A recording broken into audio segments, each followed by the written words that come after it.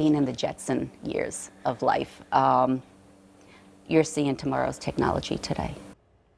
That was more than 5 years ago when a local woman's dog became the first dog in the country to get an injection of stem cells to help him recover from a torn ACL. In the rapidly changing world of medicine and technology, where do we stand now with stem cell treatments for our pets? Rick Dayton takes us through the progress that has been made and explains why a local vet is excited about treating animals with cells taken from their own bodies. Dr. Mike Hutchinson performed his first stem cell procedure in 2008. It couldn't get up on this floor. We tried to help it up and it was having trouble walking. So we treated it. 14 days later, it came for suture removal and it was already walking in here. Even put its front feet on that table. Back then, based on early success, we featured a 10-year-old German Shepherd named Angel. She limped noticeably from arthritis in her hips. After stem cell treatment, she looked like a new dog. Within 48 hours, her eyes were clear. Give me your paw. That's a good girl. Give me that other paw.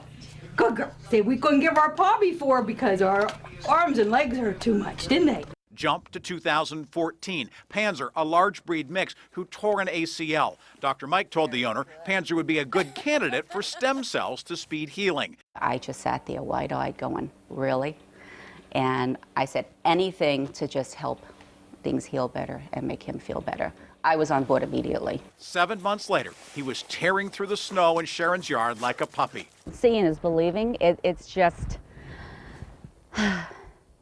it does your heart good when you see this. More than 1,000 procedures later, the Cranberry-based vet never tires of talking about the subject. It's just rewarding to hear that over and over and over. It's why I do it. Panzer lived 4 years after stem cells and never slowed down because his pain was gone. It was like nothing ever happened to him. It was like he never even had surgery.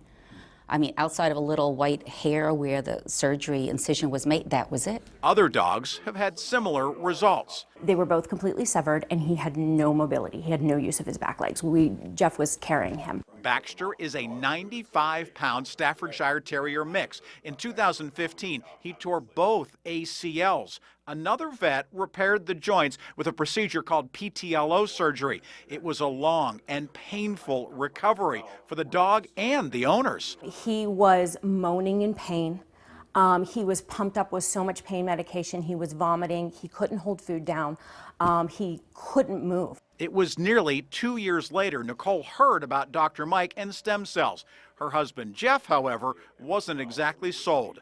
I'll be honest, when Nicole sent us out there, I thought it was crazy, you know. I honestly did. I said, you're sending us to this voodoo doctor to do this stem cell treatment. I said, where is it going to stop? My husband was calling him Samsonite because we had one of those help me harnesses and he was lifting him up and carrying him out like luggage. But he was at the time almost 100 pounds. They chose to try. And they wanted to know if the stem cells would help the arthritis, and I said that's exactly what I would treat them with. That would be my gold therapy for that, so we did that, and that had a very positive response as well. And then we were able to bank some of those cells for the future. Within about a month, I mean, we started to really see him jumping up on counters for treats, and you know, when we went out to walk him, he was back to running. He had this almost, it sounds funny to say he looked very white, but almost looked like his eyes were brighter, and he was just a brighter dog. He just looked like there was a visible difference in him. And people say it looks like their dogs are younger because their eyes are brighter.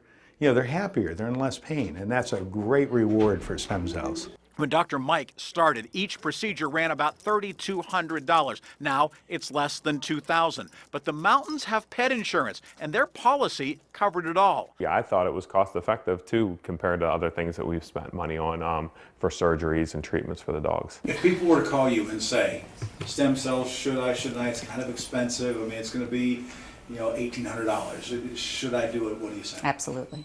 Absolutely. The best money spent. Without hesitation? Without hesitation. You do it again for another dog? Absolutely. I do it again for me. Stem cells are not a cure-all, and Hutchinson tours the world to be certain other vets know that. On average, it doesn't last a lifetime. It lasts maybe a year to year and a half. But that's huge in a dog's life. They have a short life expectancy. So if we can get a year to year and a half of comfort and pain-free time, that's fantastic. Then we can come back and retreat them and expect the similar response when we retreat them. Baxter's mom agrees wholeheartedly. He does not get pain medication. He doesn't get anti-inflammatories. So, you know, he doesn't have anything that's keeping him comfortable. So for us to have something natural that will last 10, 11 months, and then we do it again, we're thrilled with that. Since they use original stem cells that have been frozen, tune-ups are only about $200. I want to do this every day in my practice because I've been a vet for a long time, 30 plus years. And when you see the kind of results that we're seeing, you know, it can't be denied that any veterinarian would want to do what I'm doing. In the next couple of years, he sees promise in using stem cells for kidney disease, liver disease, even allergies and cancer. Rick Dayton, KDKA News.